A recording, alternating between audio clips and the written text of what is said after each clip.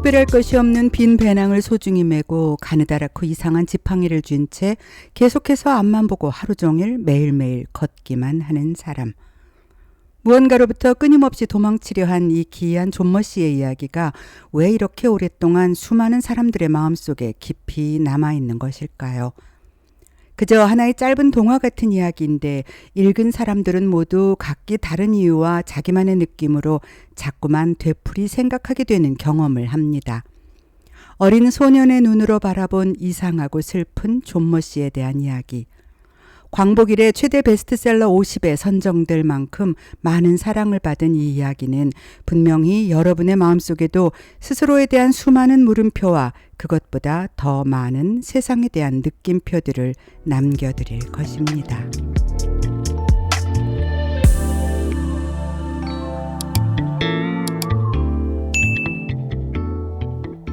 이 책의 저자 파트리크 쥐스킨트는 예리한 문체와 깊은 사고를 담은 작품으로 극찬을 받는 작가입니다만 전 세계 매스컴의 추적을 받으면서도 좀처럼 모습을 드러내지 않습니다. 사람 만나기를 싫어해 상 받는 것도 마다하고 인터뷰도 거절해버리는 기이한 은둔자이지요. 그래서 공개된 그의 사진을 찾는 것조차 쉽지 않았습니다. 이 글에서 평생을 도망치듯 사람들을 피해 걷기만 했던 존머 씨는 어쩌면 작가 자신의 모습이 아니었을까요? 존머 씨가 유일하게 다른 사람 앞에서 했던 말, 그러니 나를 제발 그냥 놔두시오 처럼 말이지요.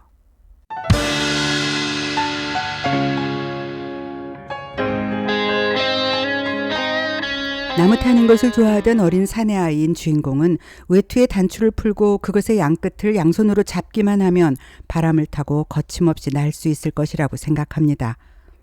하지만 나는 그때 외투의 단추를 풀지 않았기 때문에 그렇게까지 높이 날아다닐 수는 없었다. 난다는 것에 대한 두려움 때문이 아니라 어디서 어떻게, 더 심각하게는 도대체 내가 다시 땅으로 내려올 수 있을 것인가를 알지 못했기 때문이었다. 집 앞들은 너무 딱딱하고 정원은 너무 작았으며 호수물은 너무 차가워서 그에게는 나무에 기어오르는 것 또한 하나도 문제될 것이 없이 쉬운 일이었습니다. 눈으로 나뭇가지를 쳐다볼 수 있고 얼마나 튼튼한지 확인해 볼 수도 있으니까요. 그렇지만 밑으로 내려올 때는 아무것도 보지 못하고 그저 밑에 있는 가지가 튼튼하기만을 기대하며 발을 허우적거리다가 굴러떨어지기도 합니다. 앞만 보고 위만 바라보고 앞서 나가고 오르고 또 오르는 사람들은 정작 어느 순간 자신이 멈춰야 할 혹은 자연스럽게 내려와야 할 때가 되면 이렇게 당황하다가 내가 떨어지고 있다는 사실을 느끼기도 전에 땅바닥에 나뒹굴어 떨어질 때까지 정말 아무것도 할 수가 없는 상태가 되어서야 이렇게 변명을 하지요. 내려오지 못했던 것은 바닥이 너무 딱딱하고 호수의 물은 너무 차가워서 두려웠기 때문이라고요.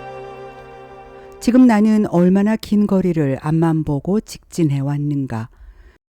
손에 잡히는 대로 제법 튼튼해 보이는 나뭇가지를 골라잡고 위로 올라왔다고 생각했는데 정작 내려가야 할 순간이 되었을 때는 그 튼튼해 보이는 나뭇가지들이 어떤 것이었는지, 내가 어딜 딛고 차근차근 내려와야 마음과 몸을 다치지 않고 안전하게 바닥을 다시 디딜 수 있는지, 그 모든 것들을 알 수 없어 튼튼하지 않고 썩어 있거나 미끄러워서 가지째 부러지며 떨어지기 일쑤인 이 어중간한 높이에서 어쩔 줄 모르고 혼란스럽기만 합니다. 겨우 1미터를 빠듯하게 넘긴 키와 28호의 신발을 신었던 그 작고 어린 아이처럼 말이지요.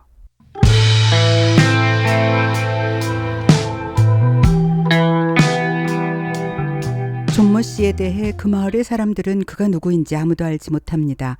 정확한 그의 이름도, 그가 어떤 일을 겪었던 사람인지도, 그리고 무엇보다 그가 매일같이 왜 그렇게 걷기만 하는지도 전혀 알지 못합니다.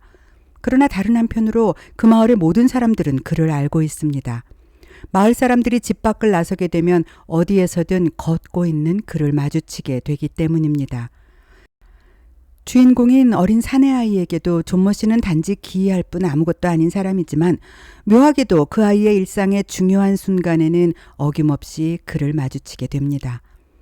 좋아하는 여자아이와의 약속이 틀어져서 깊은 상실과 비참한 마음이 된 채 집으로 돌아가는 길목에서도 피아노 선생님의 호된 꾸지람 끝에 나무에서 뛰어내려 버리겠다고 마음먹었던 그 순간에도 사나운 비바람에 우박까지 쏟아져 내렸던 어느 여름날의 길가에서도 아버지와 함께 경마장에 갔다가 돌아오는 길 갑자기 엄습해온 구름의 음산한 그림자가 땅을 뒤덮고 산자락에서 돌풍이 몰아쳐오더니 빗방울이 사정없이 내리꽂히며 부서져 내렸던 어느 여름날, 빗줄기가 우박으로 변하고 자동차 몸체에 마구 부서져 내리던 당구공같이 생긴 수백만 개의 얼음덩어리에 휩싸인 채 길조차 제대로 보이지 않았던 그날, 아이와 아버지는 흠뻑 젖은 채 길을 가고 있던 존모 씨를 발견합니다.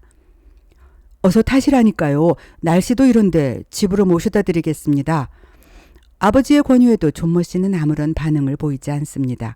지칠 줄 모르고 앞으로 걷기만 할 뿐. 이어서 아버지가 그에게 말합니다. 어서 타시라니까요. 글쎄 몸이 흠뻑 젖으셨잖아요. 그러다가 죽겠어요. 그 말에 아저씨가 우뚝 섰다. 내가 보기에 그는 바로 그러다 죽겠어요 라는 말에서 빳빳하게 굳어지며 멈춰 서는 것 같았다. 아저씨는 오른손에 쥐고 있던 호두나무 지팡이를 왼손으로 바꿔 쥐고는 우리 쪽을 쳐다보고 아주 고집스러우면서도 절망적인 몸짓으로 지팡이를 여러 번 땅에 내리치면서 크고 분명한 어조로 이렇게 말했다. 그러니 나를 좀 제발 그냥 놔두시오. 저 사람 완전히 돌았군. 아버지가 혼잣말처럼 내뱉었다. 우리 차가 그를 앞질렀을 때 나는 뒤 유리창을 통해 그의 얼굴을 자세히 쳐다볼 수 있었다. 시선은 땅 쪽을 향한 채 몇 발자국을 떼어놓을 때마다 자기가 걷는 길을 확인이라도 하려는 듯이 눈을 치켜 올렸고 뭔가 두려움에 차 있는 것처럼 보이는 눈을 크게 뜨고서 잠깐씩 앞쪽을 쳐다보곤 했다. 아이의 어머니는 존모 씨가 밀폐공포증이 있다고 했습니다. 어머니가 아버지에게 한 이 말을 아이는 잠자리에 들어서 한참 동안 되새깁니다. 밀폐공포증이란 말인 원래 라틴어와 그리스어에서 유래되었대. 그 말의 의미는 다듬 혹은 고립이고 밀폐공포증은 병이라서 그 병에 걸린 사람은 방 안에 가만히 앉아있지 못한대. 현대의 우리는 어떤 단어에 공포증, 포비아라는 단어를 붙여 그것에 대한 극도의 두려움을 표현하곤 합니다. 아이는 존모 씨의 밀폐공포증은 다침과 고립에 대한 공포이고 그것을 떨쳐버리지 못한 존모 아저씨는 어쩔 수 없이 계속해서 길을 걷기만 할 수밖에 없었던 것이라고 생각합니다. 누군가의 손길과 도움조차 거부하고 스스로의 고립을 두려워하며 계속 걷기만 하는 존모 씨. 아이의 일상에서 견디기 힘든 낭패감과 수치심, 어쩔 수 없는 대상에 대한 두려움과 좌절을 느낄 때마다 아이 앞에 우연히 나타난 존모 씨의 존재는 아이가 가지는 터무니없는 절망의 크기를 현실로 되돌려 놓는 놀라운 모습을 보여주지만 아이 자신도 작가도 글을 읽는 독자도 그것이 정확히 어떤 것인지 무엇을 말하는 것인지 딱 잘라서 말하거나 이해하지는 못합니다. 피아노 선생에게 억울하게 호된 꾸지람을 듣고 나무에서 떨어져 버리겠다고 마음먹고 높은 나무 위로 올라간 순간 뭔가를 두드리는 소리 같은 것이 길가 아래쪽에서 들려옵니다. 탁, 탁, 탁. 그것은 존모 씨가 아이가 올라가 있는 나무 밑으로 다가오며 내는 지팡이 소리였습니다. 존모 아저씨는 인디언처럼 나무 주위를 슬쩍 돌더니 다시 제자리로 돌아와 사방을 다시 한번 살펴보고 빠른 동작으로 밀짚 모자, 지팡이, 배낭을 벗어놓고 나무뿌리 사이에 땅바닥에 드러누웠다. 그리고는 깊은 한숨을 길게 몰아쉬었다. 아니, 그것은 한숨이 아니었다. 한숨을 쉬면 뭔가 홀가분해지는 듯한 소리가 나지만 그것은 뭔가 고통스러운 신음에 가까웠고 홀가분해지고 싶은 갈망과 절망이 엉켜서 가슴에서부터 배어나오는 깊고 참담한 소리였다. 그러나 그 신음소리는 아저씨를 홀가분하게 해준다든가 아저씨에게 안식을 준다든가 단 1초라도 아저씨를 쉬게 하지 않았기 때문에 그는 금방 다시 몸을 추스르며 일어났다. 잠시 후 지팡이가 딱딱한 아스팔트를 두드리는 소리가 큰 길 쪽에서 빠른 속도로 멀어져가며 이어졌다. 탁, 탁, 탁. 난 가문비 나무의 줄기를 꽉 끌어안으며 나뭇가지 위에 앉았다.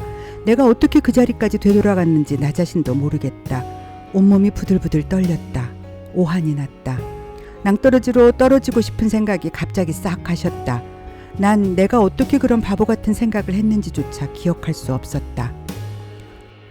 그런 어처구니 없는 생각을 했던 내가 불과 몇 분 전에 일생을 죽음으로부터 도망치려고 하는 사람을 보지 않았던가.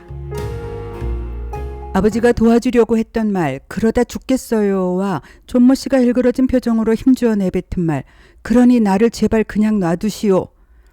작가는 자신의 내면을 괴롭히는 무언가로부터 내내 도망치려 하는 한 나약한 인간을 통해 오히려 절망으로부터의 치유를 설명합니다. 죽을 것 같은 고통을 벗어나고자 모든 힘이 다 빠지도록 도망치기만 하는 존모 씨의 모습은 앞으로만 걸어가는 태엽 인형 같은 지친 군상과 두려운 대상을 피해 높은 나무 위로 올라갔지만 정작 내려오지 못해서 바들바들 떨고 있는 길고양이 같은 모습으로 보여지기도 합니다. 시간이 지나 어린아이였던 주인공이 3차 방정식을 풀 줄 알게 되고 41 사이즈의 신발을 신을 정도로 성장한 어느 날, 더 이상 나무에 기어오르는 일도 거의 없고 대신에 자기 소유의 자전거도 한 대 갖게 된 그 어느 날, 소녀는 의외의 곳에서 존모 씨를 마주합니다. 약간 서늘했고 습기가 차 있었으며 가끔씩 연기 냄새 같은 것이 났던 그날. 낡은 자전거에 문제가 생겨서 잠시 호수 옆에 멈춘 그때 호수 가장자리에 존모 씨가 서 있는 모습을 발견합니다. 처음에 나는 아저씨가 신발을 신고 있지 않다고 생각했었다. 그런데 자세히 보니 물이 아저씨의 장화 위까지 차 있었다. 둑에서 몇 미터쯤 떨어진 곳에서 등은 나를 향하고 산 너머에 여전히 남아있던 마지막 노르스름한 햇빛이 한 줄기 비치고 있는 반대편 둑이 있는 곳을 바라다보고 있었다. 그러다가 갑자기 아저씨가 움직이기 시작했다. 발걸음을 떼어놓을 때마다 지팡이를 앞으로 옮겨 찍고 뒤쪽을 단호히 물리치면서 호수 안으로 걸어 들어갔다. 주저하는 기색도 없이 꿋꿋하게 거의 열정적으로 걸었고 마침내는 앞을 가로막는 물을 좀 더 빨리 헤쳐나가기 위해서 지팡이를 집어던지고 양팔로 노를 저어가며 앞으로 나갔다. 그제서야 나는 무슨 일이 일어나고 있는지 감을 잡을 수 있게 되었지만 움직이지도 않고 소리 지르지도 못했다. 다만 밀짚 모자만이 아주 천천히 남서쪽을 향해 떠내려가고 있었다.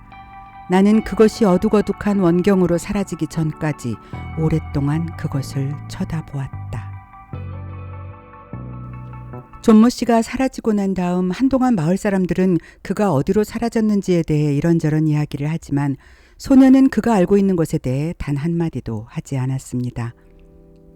내가 어째서 그렇게 오랫동안 또 그렇게 철저하게 침묵을 지킬 수 있었는지 나도 모르겠다. 하지만 그것은 두려움이나 죄책감 혹은 양심의 가책에서 비롯된 것은 아니었다. 그것은 나무 위에서 들었던 그 신음소리와 빗속을 걸어갈 때 떨리는 입술과 간청하는 듯하던 아저씨의 말에 대한 기억 때문이었다. 그러니 나를 제발 그냥 놔두시오. 나를 침묵하게 만들었던 또 다른 기억은 존모 아저씨가 물속에 가라앉던 모습이었다. 이 책에서 저자 쥐스킨트가 존모 씨에게 목소리를 부여한 유일한 대목은 이것이었습니다. 그러니 나를 제발 그냥 놔두시오. 어쩌면 이것은 은둔자인 작가 자신의 바람이 아니었을까요? 아니, 차라리 이것은 태엽 인형처럼 앞으로만 걸어가는, 그리고 내려올 방법도 모른 채 높은 나무 위까지 올라가 떨고 있는 고양이 같은 우리 중 누군가가 그들 자신의 밀폐와 고립을 끌어안고 처절하게 겨우 내뱉는 힘겨운 독백인지도 모릅니다. 오늘 어딘가를 걷고 있는 우리는 어떤 모습일까요? 바라건대 우리가 지금 걷고 있는 길은 뒤도 아래도 위도 두루 바라볼 수 있는 그런 맑고 따스한 길이었으면 좋겠습니다.